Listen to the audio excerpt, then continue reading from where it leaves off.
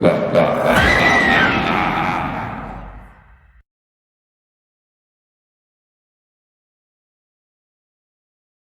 I begin, I need to say something about myself.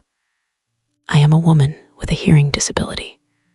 I'm not completely deaf, but my hearing loss is significant enough that I experience the world differently. Conversations blur, sounds arrive late or not at all. Over time, I learned to rely on patterns, routines, and visual details instead of noise. That matters, because whatever followed me understood that. I live alone in a quiet suburban neighborhood in the northern United States. My house sits at the edge of a protected forest reserve. It's the kind of place where people wave at each other, dogs recognize familiar footsteps, and nothing dangerous ever feels close. I liked that sense of safety, especially as a woman living by herself. My dog's name is Rook. He's a rescue, part husky, part Rottweiler, strong, alert, and fiercely protective. The shelter described him as hyperware, which I assumed meant energetic. I didn't realize it meant he noticed things long before I did. During winter, I take Rook on long walks through the forest trails behind my house. Snow keeps the crowds away, and I've always found comfort in the quiet. That afternoon felt no different. At least at first.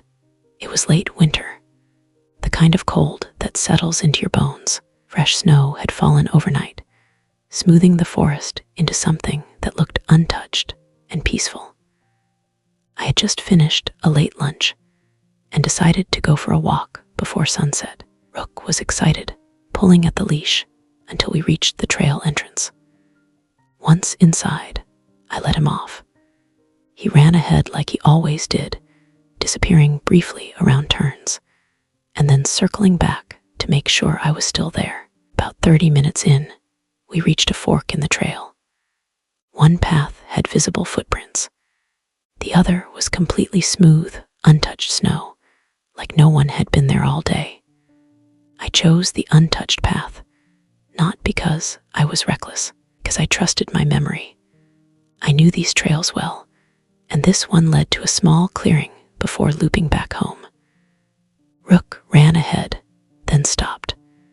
That alone was unusual. He lowered his head and sniffed the ground slowly, methodically, like he was trying to read something invisible.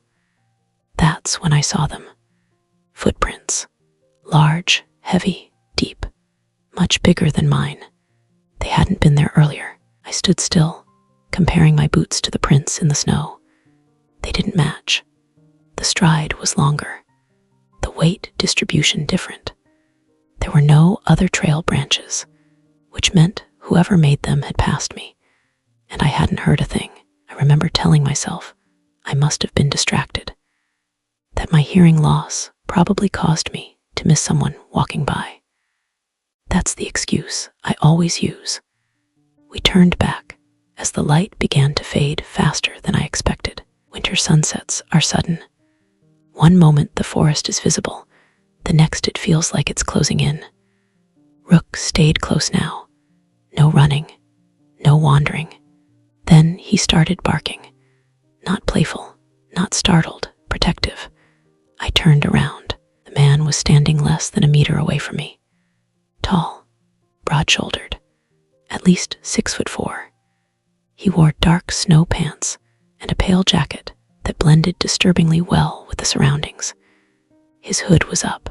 His hands were buried in his pockets. He hadn't approached me. He had simply appeared. His mouth moved. I couldn't hear him. I tried reading his lips, but the lighting was too poor, and I couldn't tell what language he was speaking. I gestured to my ear, shaking my head, trying to explain. He tilted his head slightly, studying me, not curious, evaluating. Then he stepped back, just one step, and stood there. Rook positioned himself between us, growling low. Every instinct in my body screamed at me to leave. So I did. I didn't run. I walked fast, but controlled, refusing to look back. I kept one hand on my phone, the other ready to grab Rook if needed. I could feel his eyes on me the entire way. I made it home just before full darkness set in. I locked every door, checked the windows, fed Rook, followed my usual evening routine like muscle memory. I didn't tell anyone about the man. Talking about it would have made it real. That night, I barely slept.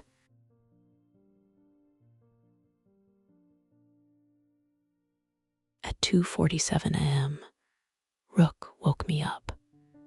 Not barking, not whining, standing completely still at my bedroom door. Staring, I checked my phone. A message from my neighbor asked if everything was okay because my dog had been barking earlier, but Rook was silent now. I went downstairs. He stood at the patio door, barking hysterically at the darkness outside.